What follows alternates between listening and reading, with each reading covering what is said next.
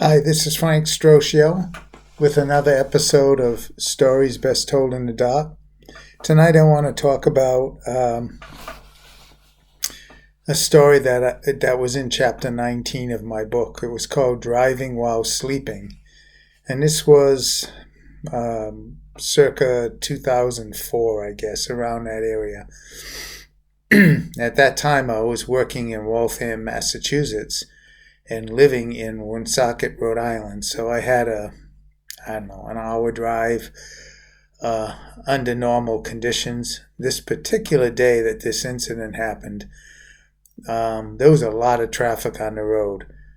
I was driving home in the center lane on 128. I was doing about, 65, maybe 70. And a truck blew by me in the high-speed lane, pickup truck. Must have been doing 85, 90 because it just blew by me like I was standing still. And his right front tire blew out. And the truck just took a hard right turn right across the highway, down the embankment, crashed and burst into flames. And all that happened in, a couple of seconds. I was already by it before I realized that the truck was on fire. And people were pulling over everywhere. But the traffic was horrendous, and I was very, very tired. I got up early that morning, and I was dreading the ride home. I had just gotten on a 128 in Waltham, so I had an hour's drive to get home. If any of you have been in a situation where you've driven a long ways and you're tired and you know what it's like to start kind of dozing off at the wheel, I was already kind of there at that point in time, and I still had an hour to go, or close to an hour to go. So I knew this was going to be a long, horrendous ride home, but I just had to do it. So my normal ride home was down Route 128 to Route 95, get off at Foxborough Stadium in Massachusetts, down Route 1, take side roads through Foxborough and then into, Walpole? Rentham, and then through Rentham into Cumberland, through Cumberland into Woonsocket. So it's a lot of driving, and you'd think having to pay attention to all of that, I would be alert, but for some reason, not so. There had been mornings where I would get halfway to work and I'd find that I'd fallen asleep at a traffic light until someone eventually pulled up behind me and blew the horn to wake me up. So it wouldn't be the first time I had fallen asleep at the wheel, but usually the car was stopped when I did that. This particular day, I recall getting off Route 128. I was going down some back roads, and I remember trying so hard to stay awake. I had opened the windows, and again, windows were crank-out windows that I had on this car, and I was playing around with the air conditioner, playing around with the heater, playing around with the radio, everything to keep me awake. Listening to music, not listening to music, whatever. But I recall driving into Rentham, Massachusetts, and saying to myself, 5 or 6 more miles and you're home. You made it, right? And I felt so good about that. And then the next thing I know, I'm actually driving down my street, and I didn't recall how I got there. But again, this wouldn't be the first time I had gone a distance and not remembered driving there. So I pull down my street. I take a left into my driveway. I hit the thing in my visor above to open the garage door. And it's kind of sunny out, and I thought that's odd because it had to be probably, 6:30, 7 o'clock. It should have been a little bit darker than it was, but that was fine. And as the garage door opens and I start pulling into the garage, I notice these strange colored orbs floating all around the car as I'm pulling in. And I look off to the side where the windows are on the side of the garage, and the curtains are blowing up in the air. So I thought to myself, oh, my wife left the windows open. So I'm watching the curtains blowing, and I'm watching all these weird colored orbs floating around in front of my car. And I said, wow, this is weird. And I stopped the car, but the car's still running. It's still in drive. I got my foot on the brake, and I look in the rearview mirror, and I see something behind the car that looked almost like smoke. And I'm thinking, oh, it's from my tailpipe, but it was dark black. And I remember thinking why the smoke was black, and then it took the form of a person. It took a shape. It looked just like, exactly like, the shadow entity that I had seen many times before in the past. And there's still a couple stories I haven't told you yet about the shadow man. But this shadow man has been in and out of my life for 65 years now. So it was this thing, this shadow creature, it was behind my car.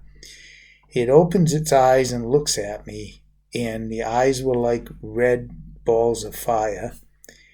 And it smiles. Its features went in and out. It's normally just a shadow, but every now and then you would see eyes or you would see teeth, and then it'd be gone. And it had these long fingers. I actually have a picture of this thing's actual hand that I took with my camera. It's in my book. I put the picture in the book. But it had long hands with long fingernails. It come around the back corner of the car, and it started scratching the paint as it was moving. You could hear it cutting through the paint to the substrate, to the metal. And I'm thinking to myself, oh my God, what am I going to do? This thing's after me. So I quickly in my mind say, how am I going to get out of this? I've got to jump out of the car. I've got to go out the back garage door quickly. And then I got to just take off running. It's still daytime. I got to get out of there because it's going to get me.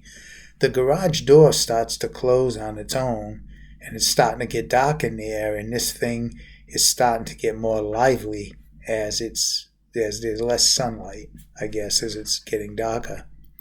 And I realized the car's still running. I got my foot on the brake, but it's still in drive. So I grab the shift, and my plan was to throw it in park. I didn't care if it was running or not, but I couldn't get out of the car with it moving, so I went to throw it in park so I could run out of the garage before this thing got to the driver's side door. And when I threw it in park, I hear this loud, grinding, crashing noise, and I wake up behind the wheel just as I'm going off the road. So I go off the road down into this gully. The car stalled. Apparently I had thrown it in park while I was driving. I subconsciously was doing everything humanly possible to wake myself up so I didn't kill myself, I guess. And as a last resort, when nothing worked, I threw the car in park. It was a Buick LeSabre that I was driving at the time. And by throwing it in park, it damaged the park pole, so it didn't break it, but whenever I would park the car after that and take my foot off the brake, it would roll back a significant way before it stopped. So I always had to use the emergency brake.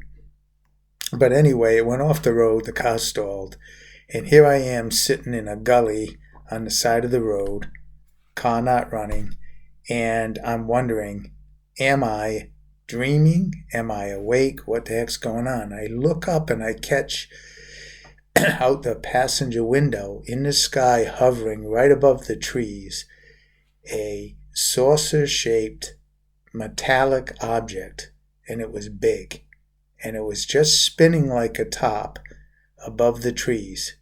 And I'm looking at it, and it shoots straight up at a phenomenal speed and just vanished. Don't know what it was. I mean, it was a classic UFO, I guess, but it was weird. That's all I can say. So this thing takes off, and I'm kind of like, no blood, nothing broken. My hands are working. Everything's working. How did I get here? Because the last thing I recalled before I thought I was driving down my street was entering Rentham and telling myself I got 5 or 6 miles to go and I'm home. How did I drive probably close to 4 miles through winding roads through the countryside asleep? How did I do that? My windows were all open.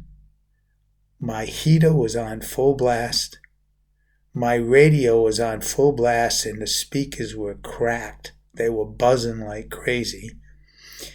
And my windshield wipers were going back and forth. My heater was on full blast, which probably helped put me to sleep, not wake me up. But anyway, it was as if I unconsciously or subconsciously tried everything I could think of to wake myself up. And when that didn't work, I threw the car in park. So anyway, I'm sitting there, and I've now come to the conclusion that I am alive. I'm not dreaming. Whatever I thought I saw in the sky there a few moments ago must have been remnants of my dream. It couldn't have been real. At least I didn't think it was. And I'm figuring, now what am I going to do? I got another couple of miles and I'm home.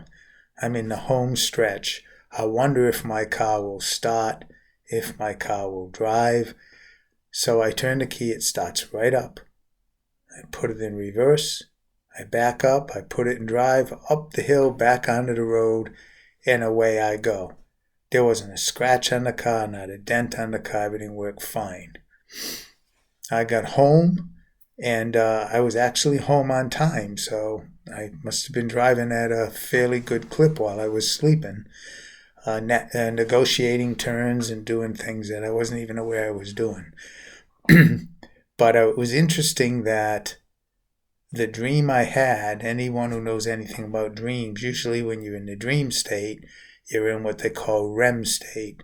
REM standing for rapid eye movement. When people are in a very deep sleep, the eyes start to move under the eyelids. It's called rapid eye movement. And that typically means you're in a deep somnambulistic state. And that's typically where you have the most vivid dreams. So I had to have been that deep asleep to have a dream that vivid and that frightening. I mean, I could feel things. I could see things. It was so real. And what those orbs were, whether they were spirit orbs or just something in my dream, I don't know. But the Shadow Man was the same Shadow Man I've seen numerous times. And I've seen him in dreams before, and I've seen him in places I've lived.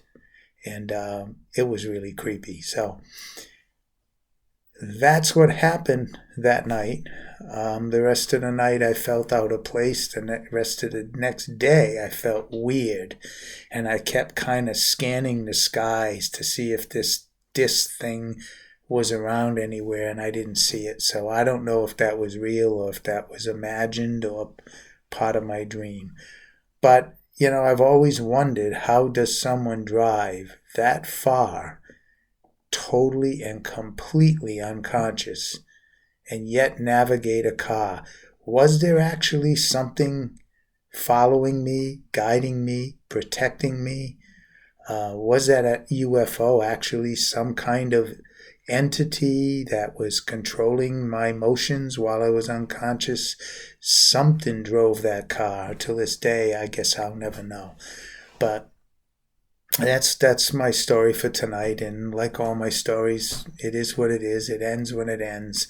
I wish I had more creepy things to tell you, but that's everything that happened that I can at least remember tonight.